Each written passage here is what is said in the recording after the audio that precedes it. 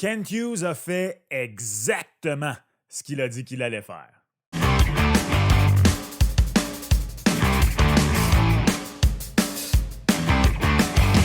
Patrick Laine, je répète, Patty Laine est un membre du Canadien de Montréal. Ouais, ce gars-là. Kent Hughes poursuit donc sa tradition estivale d'aller chercher des projets de reconstitution. Coudon, Hughes est un peu comme un père de famille dont le hobby est maintenant d'acheter des vieilles autos puis de les retaper. Ken, as-tu un poster de femme peu habillée dans ton garage? On s'égare complètement du sujet de cette vidéo. Avec cette transaction-là, je pense que Kent Hughes vient de réussir ce qu'il avait promis qu'il allait faire lors de son point de presse de fin de saison, c'est-à-dire aller chercher du renfort en attaque, aller chercher un vrai joueur de top 6. Personnellement, j'avais des attentes envers le Canadien pour la prochaine saison, déjà établies. Mais pour être honnête, je n'étais pas encore certain si elles étaient réalistes. Maintenant, j'ai plus aucun doute, ce sont les bonnes attentes. Quelles sont-elles? On va y arriver, mais avant, décortiquons la transaction. Mais juste avant qu'on poursuive avec Patrick Laine, est-ce que tu es abonné à la chaîne de ton boy? Si ce n'est pas le cas, s'il te plaît, abonne-toi.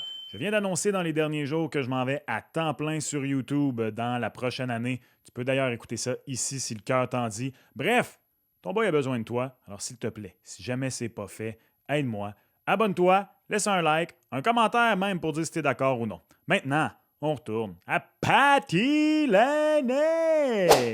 Rendons nos profs de philo du cégep fiers.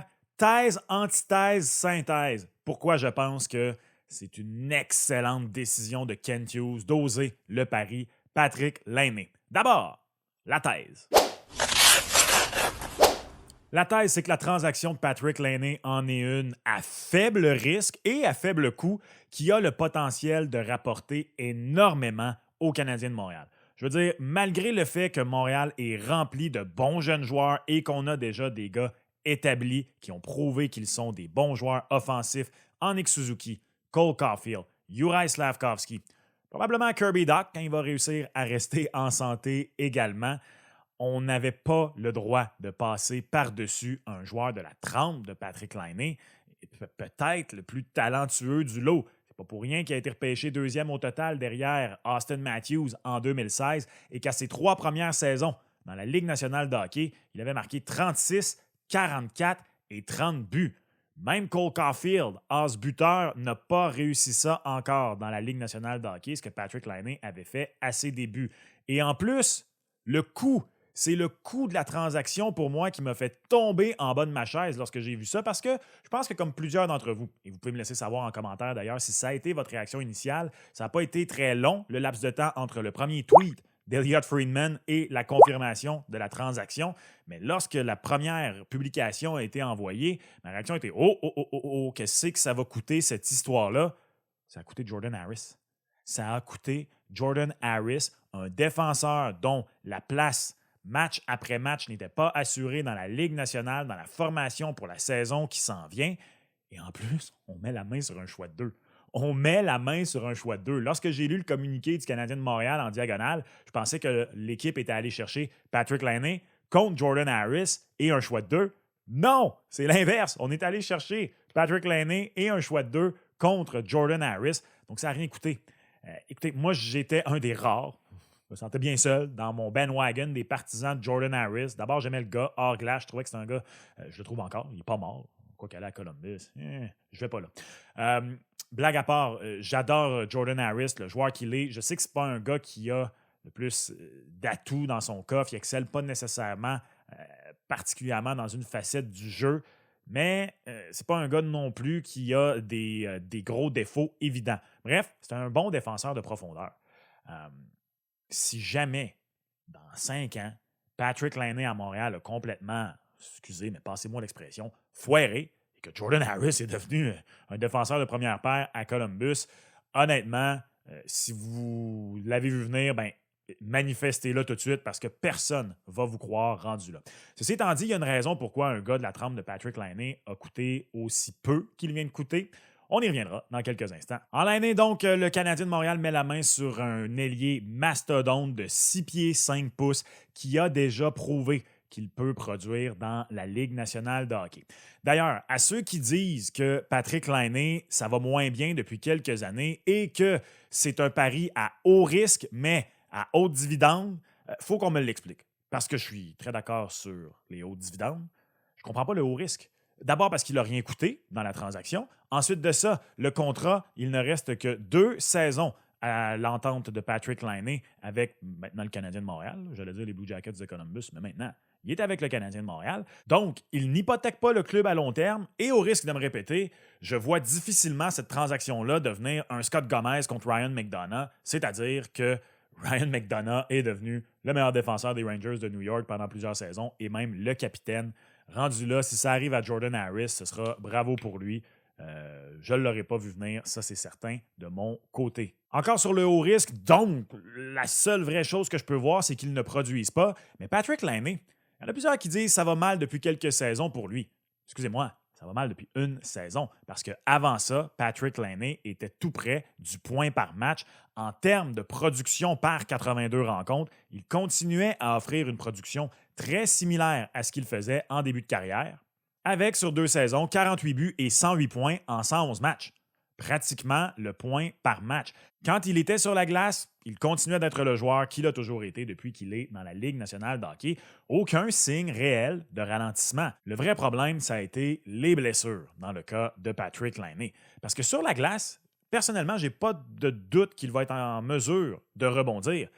Kirby Dach a déjà dit de Martin Saint-Louis que c'est lui qui lui avait redonné le goût de jouer au hockey après des saisons difficiles en début de carrière à Chicago. Il va être entouré de Cole Caulfield, de Nick Suzuki, de Juraj Slafkovský.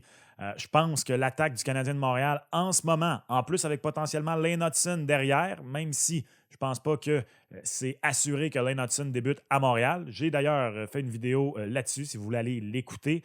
Je pense que Patrick Laine est assez bien entouré pour offrir la production qu'on s'attend de lui.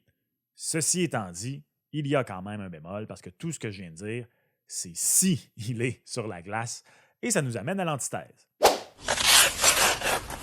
L'antithèse serait que Patrick Laine n'est plus l'ombre de lui-même à seulement 26 ans, que les meilleures années de sa carrière sont déjà derrière lui et que c'est un peu fou, voire utopique, de penser qu'il peut retrouver sa forme d'antan. Je veux dire, j'ai beau croire que ce n'est qu'une mauvaise saison dans le cas de Patrick Laine, on ne peut pas la balayer du revers de la main. Elle est arrivée, cette saison-là. Il n'a disputé seulement que 18 matchs la saison dernière et dans cette campagne-là, contrairement aux 2 précédentes, je ne peux pas utiliser l'excuse que quand il était sur la glace, il performait.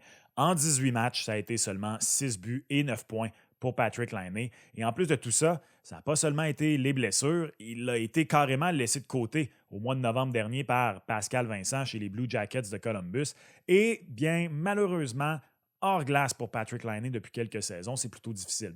Il y a eu le décès de son père en 2021 qui l'a particulièrement affecté et je veux dire, je pense que ça nous affecterait tous. Bien sûr, la perte de notre père à cet âge-là. En plus, Patrick Laine a souvent parlé de l'impact que son paternel a eu sur lui dans sa carrière. Il s'est retrouvé sur le programme d'aide aux joueurs à la suite de ça. Alors, pendant qu'il était blessé à la clavicule, il n'est pas revenu au jeu, non pas en raison de la blessure, mais parce qu'il est allé sur le programme d'aide aux joueurs de la Ligue nationale de hockey. D'ailleurs, sa femme et lui viennent de lancer une fondation pour redonner à ce sujet-là, pour aider les gens qui, comme lui, ont peut-être des troubles de santé mentale. Allons même un peu plus loin. J'ai parlé de la bonne production de Patrick Laine les 2 saisons précédentes. Vous aurez remarqué que j'ai parlé de points par match et de production par 82 rencontres. C'est parce que, il faut quand même pas se le cacher, Patrick Laine n'avait même pas disputé 60 rencontres dans aucune de ces 2 saisons-là. Et donc, moi, ce qui me fait réellement peur dans le cas de Patrick Laine, c'est pas le hors-glace, c'est pas l'aspect mental de la chose. Ça me semble un gars qui a travaillé, ça me semble un gars qui avait besoin d'un changement de décor. Il l'obtient maintenant à Montréal et je pense pas qu'il va y avoir grand problème de ce côté-là. Ceci étant dit, en faisant son acquisition, le Canadien de Montréal a maintenant 3 mastodontes en Juraj Slafkovský, Laine et Kirby Dach. Mais tu as déjà Kirby Dach qui a passé une bonne partie des 2 dernières saisons à l'infirmerie, une bonne partie des 3 dernières saisons dans le cas de Patrick Laine. Il a disputé à peine plus de 50%, soit 52% des matchs des Blue Jackets lors des 3 dernières saisons. Et donc, si un peu comme c'est le cas avec Kirby Dach depuis quelques années, tu as une bonne production de Laine quand il est sur la glace, mais il n'est pas sur la glace la moitié du temps, ben, je pense que le Canadien, au final, aura fait du surplace dans ce dossier-là. Ça nous amène au dénominateur commun qui, pour moi, est ce qui a fait complètement baisser la valeur de Patrick Laine, parce que je pense que sans cet élément-là, on aurait quand même pu obtenir un peu plus du côté des Blue Jackets de Columbus pour Laine. Bon, peut-être pas autant que lorsqu'on l'a acquis il y a quelques années contre Pierre-Luc Dubois, mais plus que Jordan Harris, en plus de donner un choix de deuxième ronde pour faire l'acquisition de Harris. C'est le salaire de Laine, donc, qui est au-dessus de 8 millions de dollars par saison. Il devient automatiquement le joueur le plus payé du Canadien de Montréal. Je veux dire, bon, à part Carey, mais Carey, ben, c'est ça. Laine devient donc le joueur le plus payé du Canadien de Montréal.